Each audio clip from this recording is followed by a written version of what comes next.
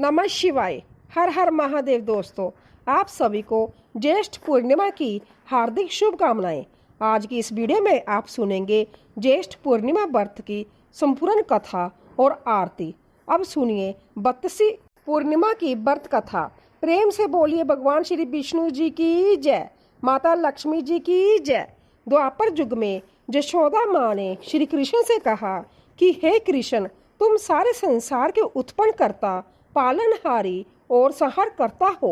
आज मुझे कोई ऐसा व्रत बताओ जिसको करने से मृत्यु लोक में भी स्त्रियों को विधवा होने का भय ना रहे तथा यह व्रत सभी मनुष्य की मनोकामना पूर्ण करने वाला हो। श्री कृष्ण कहने लगे, हे माता, तुमने अति सुंदर प्रश्न किया है। मैं तुम्हें ऐसे एक व्रत के बारे में विस्तार से बताता हूँ। सौभाग्य की प्राप्ति के लिए स्त्रियों को 32 पूर्णिमा व्रत करना चाहिए। इस व्रत को करने से स्त्रियों को सौभाग्य की प्राप्ति होती है। यह व्रत अंततः सौभाग्य देने वाला और भगवान शिव के प्रति भक्ति को बढ़ाने वाला है। यशोदा जी कहने लगी, हे कृष्ण, प्रथम इस व्रत को मृत्यु लोक में किसने किया था? इसके विषय में विस्तार से मुझे बताओ। श्री कृष्ण कहने लगे, इस भूमंडल पर अनेक प्रकार के रत्नों से परिपूर्ण कातिका नाम की एक नगरी थी। वहां चंद्रास नामक राजा राज्य करता था। उसी नगर में दनवेश्वर नाम का एक ब्राह्मण था और उसकी स्त्री अति सुशीला रूपवती थी। दोनों ही उस नगरी में बड़े प्रेम से रहते थे। घर में दंतान्य आदि की कोई कमी नहीं थी, परंतु उनको बहुत बड़ा दुख था कि उनकी कोई संतान नहीं है। एक समय एक बड़ा जोगी उस नगरी में आया। वह जोगी उस ब्राह्मण के घर को छोड़कर अन्य सभी घरों से भिक्षा लेकर भोजन किया करता था। वह रूपवती से कभी भिक्षा नहीं लेता था। एक दिन वह जोगी रूपवती से भिक्षा न लेकर किसी अन्य घर से भिक्षा लेकर गंगा किनारे जाकर भिक्षुओं को प्रेम पूर्वक ग्रहण करने लगा कि धनेश्वर ने जोगी का यह सब कार्य देख लिया। अपनी भिक्षा के अनादर से दुखी होकर धनेश्वर जोगी से बोला, हे महात्मन, आप सब घरों से भिक्षा लेते हैं, परंतु आप मेरे घर की भिक्षा कभी नहीं लेते। इसका क्या कारण है? जोगी ने कहा, निसंतान के घर की भीख पतितों के अन्न के तुल्य होती है, और जो पतितों का अन्न खाता है वह भी पतित हो जाता है। क्योंकि तुम निसंतान हो, इसीलिए पतित हो जाने के भय से मैं तुम्हारे घर की भिक्षा नहीं लेता।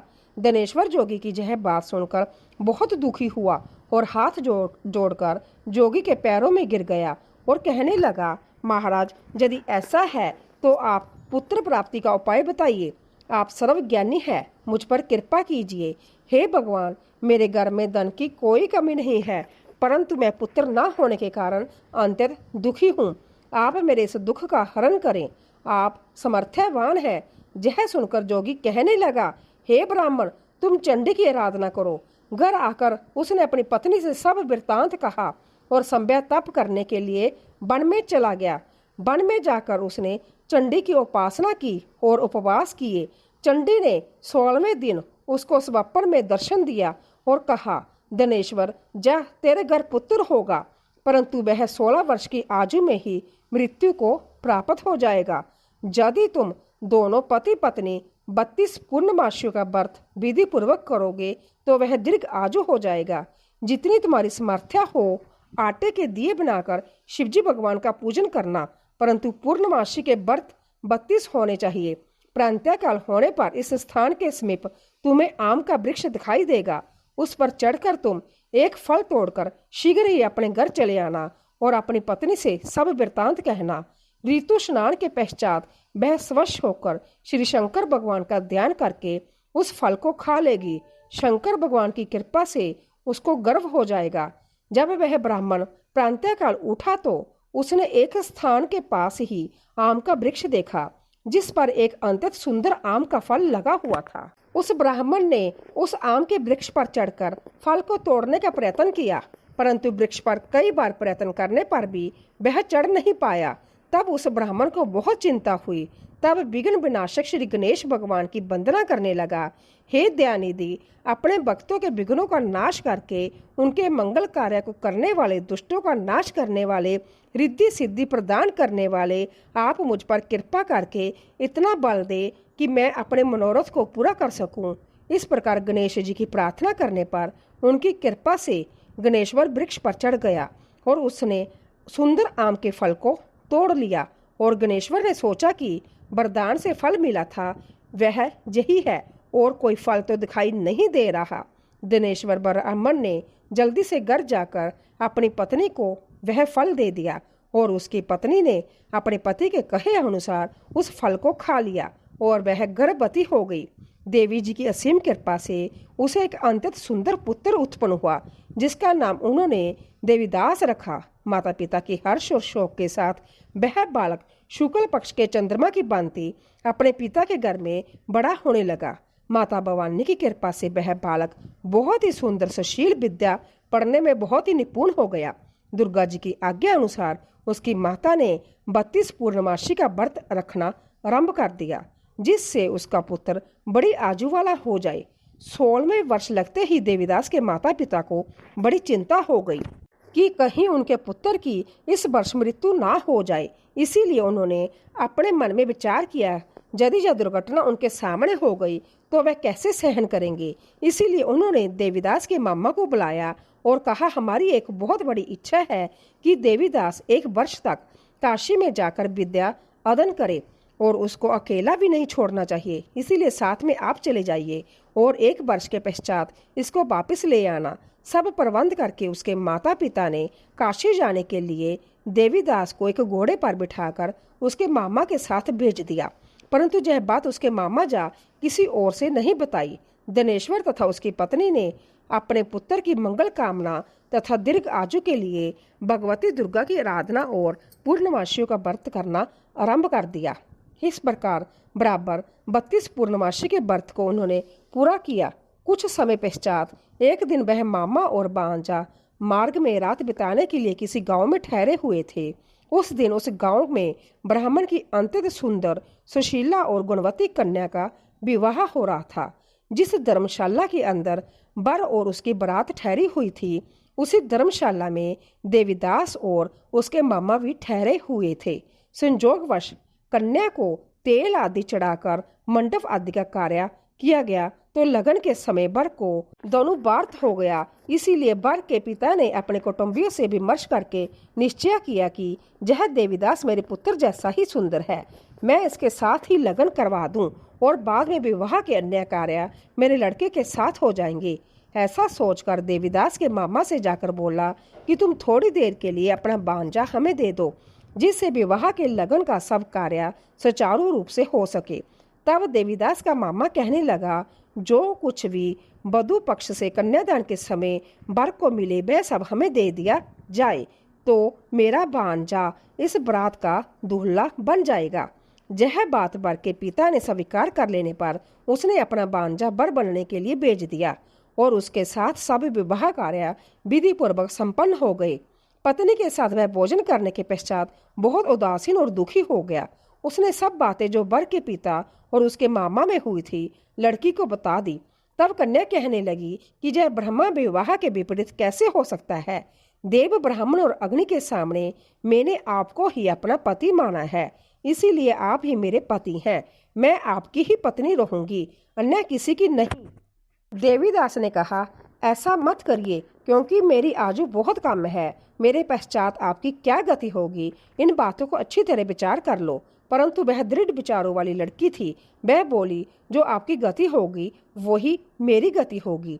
प्रांतःकाल देवीदास ने अपनी पत्नी को 3 नागों से जड़ी हुई एक अंगूठी दी, एक रुमाल दिया और बोला हे प्रिय इसे लो और संकेत समझकर स्थिर चित्त हो जाओ। मेरा मरण और जीवन जानने के लिए एक पुष्प वाटिका बना लो, उसमें सुगंधि वाली एक नवमालिका लगाओ और उसको प्रतिदिन जल से सिंचा करो और आनंद के साथ खेलो कूदो और उत्सव मनाओ। जिस समय और जिस दिन मेरा परनाथ होगा जय फूल सूख जाएंगे और जब जय फिर से हरे हो जाए तो समझ लेना मैं जीवित हूँ। जय बात निश्चय करके समझ लेना, इसमें कोई भी संशय नहीं है। इतना कहकर देवीदास वहां से चला गया और प्रांतःकाल होते ही वहां पर गाजे बाजे बजने लगे। और जिस समय विवाह कार्य समाप्त करने के लिए वर तथा सब बराती मंडप में आए तो कन्या ने वर को भली प्रकार से देखकर अपने पिता से कहा, जे मेरा पति नहीं है, मेरा पति वही है जिसके साथ रात्रि में मेरा पानी ग्रहण हुआ था, इसके साथ मेरा विवाह नहीं हुआ है। यदि यह वही पुरुष है तो बताइए कि मैंने इसको क्या दिया। वधु पक्ष और कन्या पक्ष कन्यादान के समय जो आभूषण आदि दिए गए थे वो दिखाए तथा रात में क्या गुप्त बातें मैंने इनसे कही वह सब सुनाइए। पिता ने उसके कहे अनुसार वर को बुलाया। कन्या की यह सब बातें सुनकर वह कहने लगा, मैं नहीं जानता। इसके पश्चात लज्जित होकर वह वहां से चला गया और सारी बारात भी अपमानित होकर वहां से लौट गई। भगवान श्री कृष्ण बोले, हे माता, इस प्रकार देवीदास काशी विद्या सीखने के लिए वहां से चले गए और जब कुछ समय बीत गया तो काल से प्रेरित होकर एक सर्प रात्रि के समय उसको डसने के लिए वहां पर आया। उस विषधर के प्रभाव से उसके शयन का स्थान चारों ओर से विष की ज्वाला से विषैला हो गया, परंतु व्रत के प्रभाव से उसको काट नहीं पाया, क्योंकि पहले ही उसकी माता ने 32 पूर्णमासी का व्रत रखा था। इसके बाद मध्याह्न के समय संध्या काल वहां आया और उसके शरीर से प्राणों को निकालने का प्रयत्न करने लगा, जिससे वह मूर्छित होकर पृथ्वी पर गिर गया। उसी समय माता पार्वती के साथ भगवान शंकर वहां आ गए। उसको मूर्छित दशा में देखकर माता पार्वती जी ने शंकर जी से प्रार्थना की, हे महाराज, इस बालक की माता ने पहले ही 32 पूर्णिमा का व्रत पूरा किया था, जिसके प्रभाव से आप इसको प्राण दान दें। माँ भवानी के कहने पर भक्त वत्सल भगवान शिव जी ने उसको प्राण दान दे दिया। इस व्रत के प्रभाव से काल को भी पीछे हटना पड़ा और देवीदास स्वस्थ होकर बैठ गया। उधर उसकी पत्नी उसके काल की परीक्षा किया करती थी। जब उसने देखा उस पुष्प वाटिका में पुष्प कुछ भी नहीं रहे तो उसको अत्यंत आश्चर्य हुआ, लेकिन जब वह जैसे ही हरी भरी हो गई तो वह जान गई कि अब उसका पति ठीक ठाक है, वह जीवित हो गया है। यह देखकर वह बहुत प्रसन्न हो उठी। अपने पिता से कहने लगी, पिताजी, मेरे पति जीवित है, आप उनको ढूंढिए। जब 16वें वर्ष व्यतीत हो गया तो देवीदास भी अपने मामा के साथ काशी से चल गया। इधर उसके ससुर उसको ढूंढने के लिए अपने घर से जाने ही वाले थे कि वह दोनों मामा भांजा वहां पर आ गए। उनको आया हुआ देखकर उनके ससुर को बड़ी प्रसन्नता हुई और वह उन्हें अपने घर ले गए। उस समय नगर के निवासी भी वहां इकट्ठे हो गए और सबने निश्चय किया कि अवश्य ही इसी बालक के साथ कन्या का विवाह हुआ था।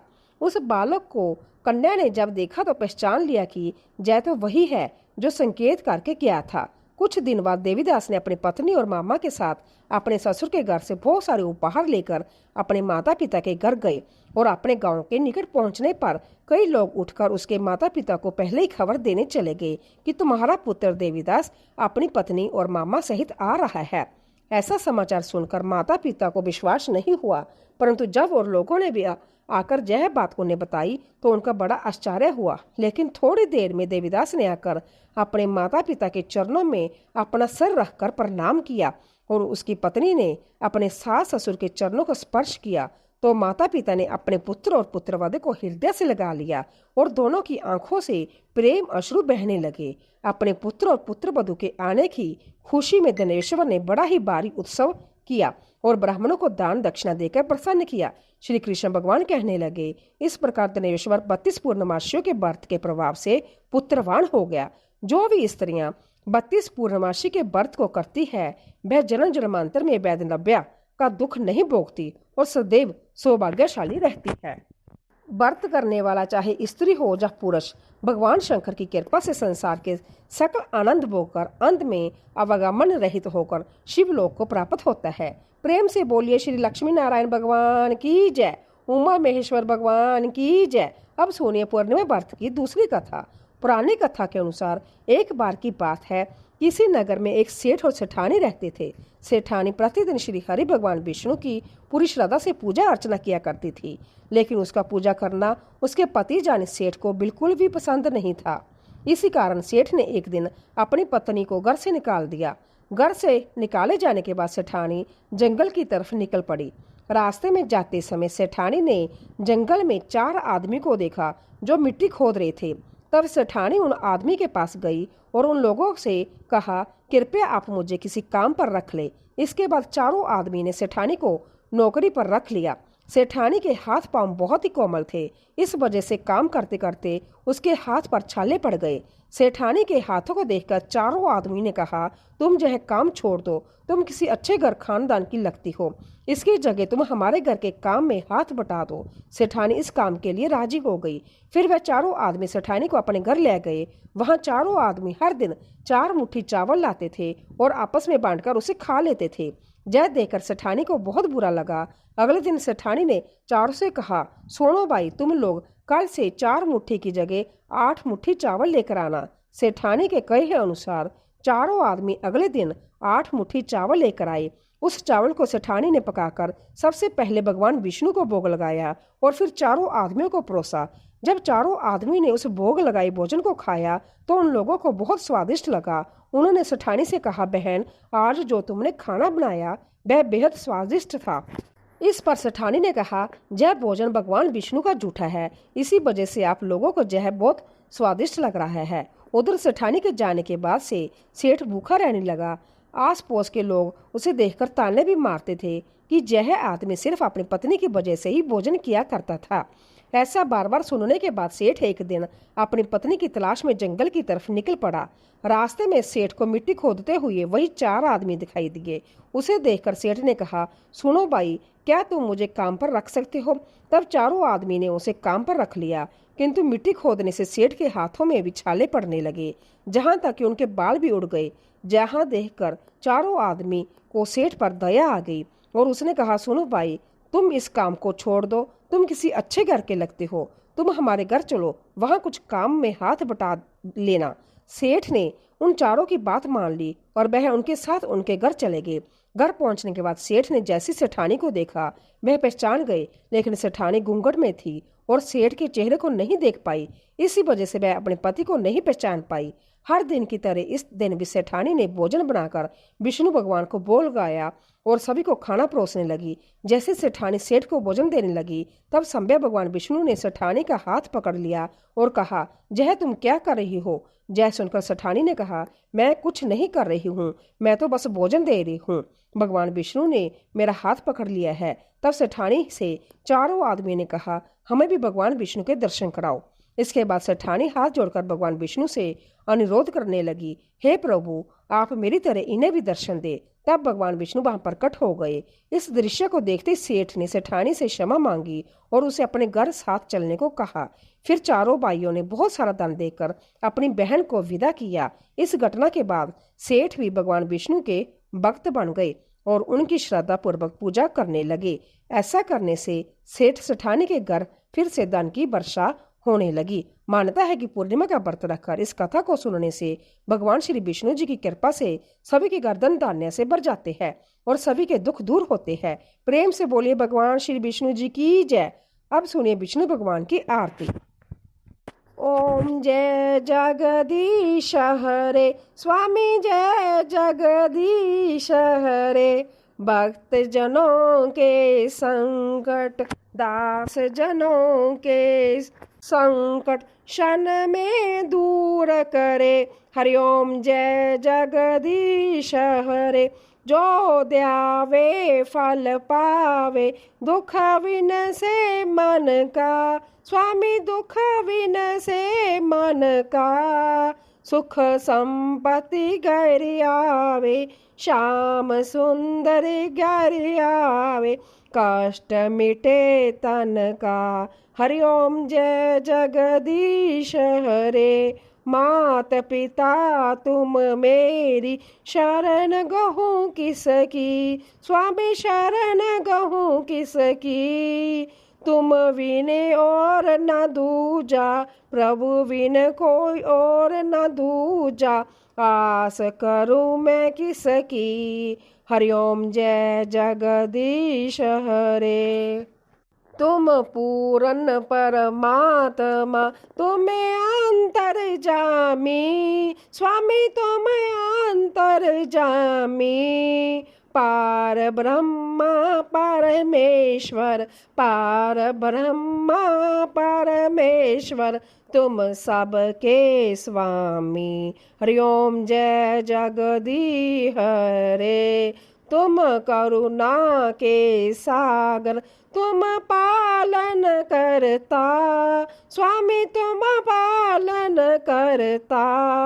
मैं मूर्ख खल कामी, मैं मूर्ख खल कामी, कृपा करो बरता। हरिओम जय जगदीश हरे। तुम हो एक अगोचर, सबके प्राणपति, स्वामी सबके प्राणपति।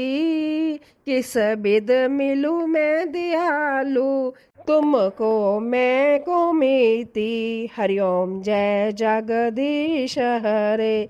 दीन बंधु दुख हरता, ठाकुर तुम रक्षक मेरे, स्वामी रक्षक तुम मेरे। अपने हाथ उठाओ, दया करो चरण लगाओ, द्वार पड़ा मैं तेरे। हरिओम जय जगदीश हरे। विषय विकार मिटाओ, पाप हरो देवा, स्वामी कष्ट हरो देवा। श्रद्धा भक्ति बढ़ाओ, संतन हरि सेवा। हरिओम जय जगदीश हरे। तन मन धन और संपत्ति सब कुछ है तेरा, तेरा तुझको अर्पण क्या लागे मेरा। हरिओम जय जगदीश हरे। जो कोई नर स्वामी जी की आरती गावे, कहत शिवानंद स्वामी, मनोवांछित फल पावे। ओम जय जगदीश हरे। हरे स्वामी जय जगदीश हरे। भक्त जनों के संकट क्षण में दूर करे। हरिओम जय जगदीश हरे। प्रेम से बोलिए भगवान विष्णु जी और माता लक्ष्मी जी की जय। आपको जय कथा पसंद आई हो तो वीडियो को लाइक करिएगा, शेयर करिएगा, कमेंट में भगवान श्री लक्ष्मी नारायण जी और श्री उमा महेश्वर भगवान की जय जरूर लिखिएगा और चैनल को सब्सक्राइब जरूर करिएगा। इसी के साथ श्री सत्यनारायण भगवान की कथा की वीडियो भी हमारे चैनल पर आप जरूर सुनिएगा। जय श्री कृष्णा। राधे राधे।